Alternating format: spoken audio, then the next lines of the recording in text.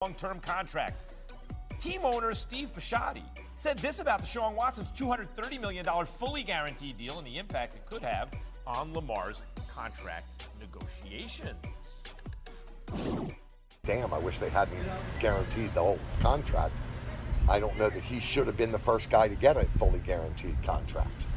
To me, that's something that is groundbreaking, and it'll make negotiations harder with others, but it doesn't necessarily mean that we have to play that game. You know, we shall see.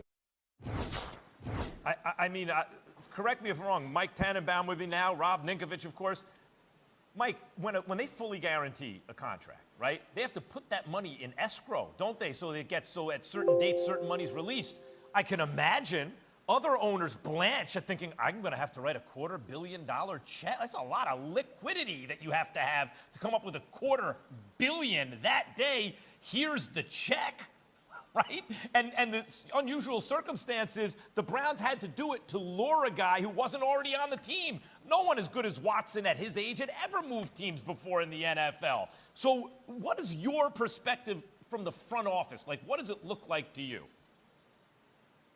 Yeah, a couple of things. So in terms of the NFL funding rules, without getting too far into the weeds, they don't have to fund the remaining balance until next year, and there's a minimum that obviously they're going to surpass that they're going to have to fund. So it could be upwards of $170 to $180 million that they will have to park in an account at the league office next March.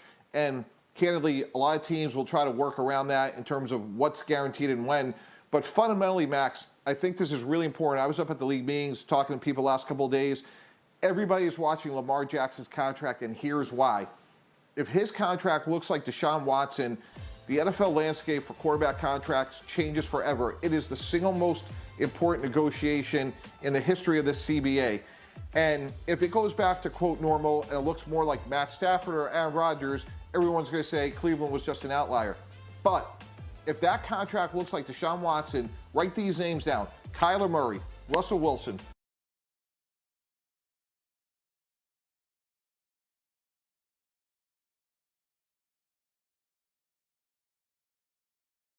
hugely consequential what happens with his contract. You know, I have a problem with Bisciotti's comments publicly, guys, and I want to tell you why. I think a reasonable person can infer from those comments that an owner believes, or he's operating under the assumption, that before a large guarantee is given to a particular player, other owners should be considered, right? Because it's going to affect their business. Why should I, as an owner, care about what you do with your team? I'm going to run my business. I understand they're all partners together, but to me, that walks up to a dangerous line. I'm not sure what that line is, but I don't like it, whatever it is. It's not really Bisciotti's business what the Browns want to do with their quarterback. Nink, while it seems it's Lamar who doesn't want to do an extension just yet, who can blame him when the market keeps going up and up? If you were Lamar, would you play next season without one? I mean, he's played so far without one, so what's one more year? I think at a certain point, you kind of rely on yourself and you bet on yourself. And you say, look, I've played at a certain level this whole time. I've been unscathed up until the ankle, and he's been beat up a little bit last year. But other than that, as far as his health is concerned, you know, he's been really good. So keep betting on yourself and hope that, you know, those contracts keep going up and up and up. And then once you hit free agency, who's telling what's it's gonna look like after all these other guys get paid? And if he was a free agent, a true free agent, I don't even know what his market value is. So, you know, again, I understand, you know, the owner being like, man, look at this contract isn't great for me, because who wants to guarantee $250 million? I know I wouldn't. So, you know, again, I think that betting on himself, it's been good so far. So I bet you he does it again.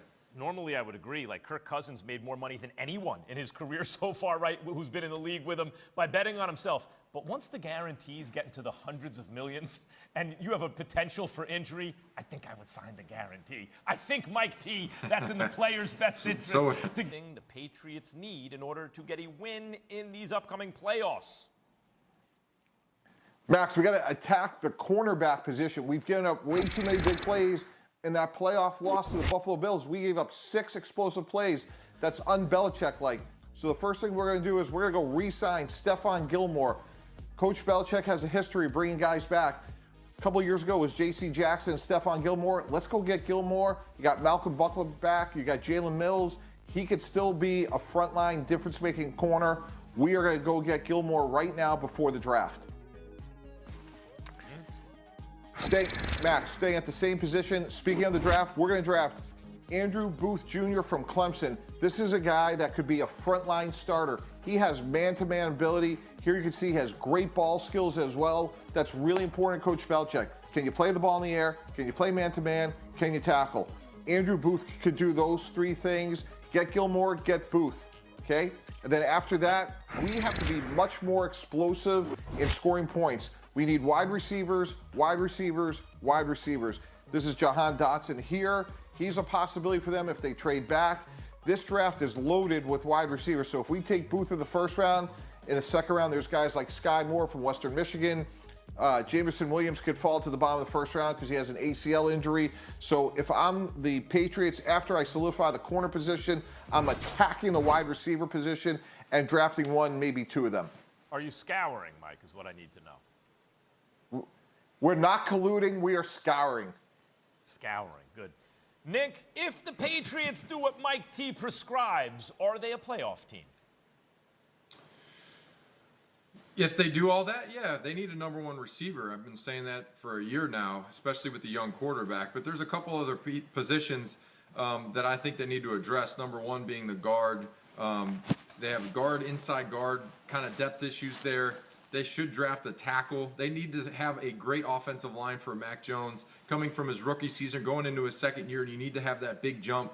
So protection is key for Mac Jones. So they have to protect him. And then defensively, yeah, corners, but they also need linebackers. They need some linebackers on the inside to cover backs out of the backfield. We know last year it was kind of a difficult time for them covering backs and covering guys in open space. So I think the Patriots have got a few holes to look at, but we all know Bill and how he processes things. Right now the team isn't going to even look the same come training camp. It's going to be totally different. Mike T., if they do all the things you suggest, how far can they go in a very tough AFC? They can make the playoffs and they can win a playoff game. They made the playoffs last year with a rookie in Mac Jones. We got to give them credit for that. And when you look around, we know how good the conference got, but Deshaun Watson may serve a suspension of meaningful games. I think Miami is greatly improved, but I still think Mac Jones is a better quarterback than Tua, so I give him the edge over Miami. I think the South probably has one playoff team. And hopefully, if I'm a Patriot fan, the West, as good as they are, Max, maybe they beat each other up. So you still have the best coach in the world. You have a good young quarterback. I think they could make the playoffs and maybe win one game. Maybe. The NFC West looked like the toughest division ever last year, sent 3 teams to the playoffs. The AFC West has a chance to send 4, but 3 I think is realistic. That's going to be tough to get in the playoffs in the AFC this year. The Colts moved on from Carson Wentz, trading him to the Commanders because they didn't make the playoffs with Wentz. And maybe no one was happier about it than Colts owner Jim Irsay, who had this to say. No disrespect to Jacksonville, but I mean, they're the worst team in the league. You play well and hard for the first quarter or so, and they're looking to go to their locker room and clean it out. I've never seen anything like that in my life, Irsay said. You say, my God, there's something wrong here. It needs to be corrected. I think that we feel like we did. See, Mike T., as wrong as I was about the cliff with Tom Brady, and that was nothing I saw. That was just, looking at the actuary charts, right? Like, no quarterback's ever good at this age. That's how right I was about Carson Wentz. I saw his play deteriorate year over year over year. It was obvious if you were watching. What's your reaction, though, to the owner of his previous team coming out like this publicly about Wentz? Yeah, I thought it was inappropriate. I thought it was terrible. And if I'm the owner of a team, the only words that come out of my mouth when someone leaves the organization, head coach, GM, player, is thank you. Thank you, thank you, thank you. Thank you for your service. Best of luck. They won. They got the quarterback they wanted in Matt Ryan. But your audience, and Nico, you know this, your audience is your locker room. And every single Indianapolis Colt heard what Jim Irsay said, and it's just not right. It didn't work out. Carson Wentz wasn't good enough, Max. You were right. And that doesn't mean he didn't try hard. That doesn't mean he's not a good person.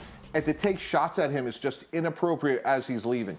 Mike, I hear you, but is it possible that that does play in the locker room because that's Carson Wentz? In other words, you have to know your audience. If you're talking to the guys in your locker room, Nick, the guys in that locker room, is this speaking loudly about how Wentz may be perceived in that locker room, Nick?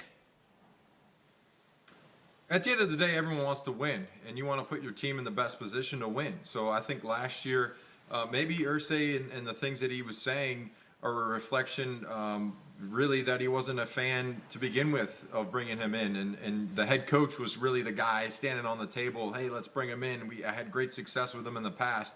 So, you know, again, I think the guys in the locker room, honestly, as a player, you're just trying to focus on yourself and get yourself set up and yourself a nice contract. But yes, collectively, to win football games, you have to play together. You have to play well as a group. But really, you try to mind your business when it comes to outside things like that. And they're definitely talking about it. I mean, guys are like, whoa, did you hear what the owner said about you know, our old quarterback? That's not good. So, you know, I think he should have taken the high road there, kind of what Mike was saying. Thank you for your service. He did his best. He put his effort out there on the field. It wasn't good enough, and now we've moved on.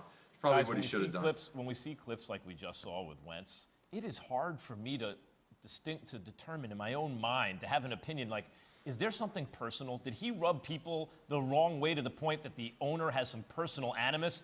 Or is a play like that we just saw so egregious that if you own that team, you're just going to be mad at the guy? Because that's how it comes off. Nick, is Matt Ryan the answer in Indianapolis?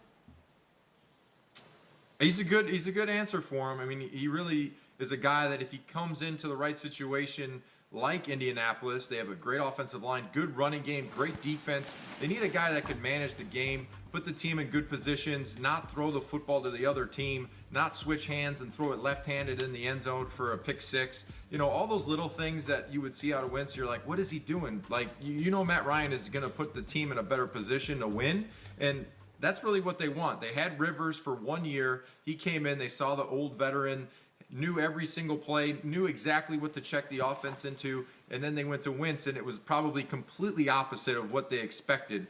So then they go out and they get a veteran that has a lot of experience. Crazy thing about Wentz, Mike T, and we have like almost no time, but he was actually quite good until it mattered most, and then he's the worst thing you ever saw, right? Like, that's weird. Well, I think Matt Ryan will give him a better chance, as Nico said.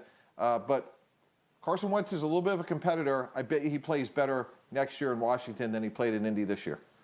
Bet you he doesn't, Mike, but we'll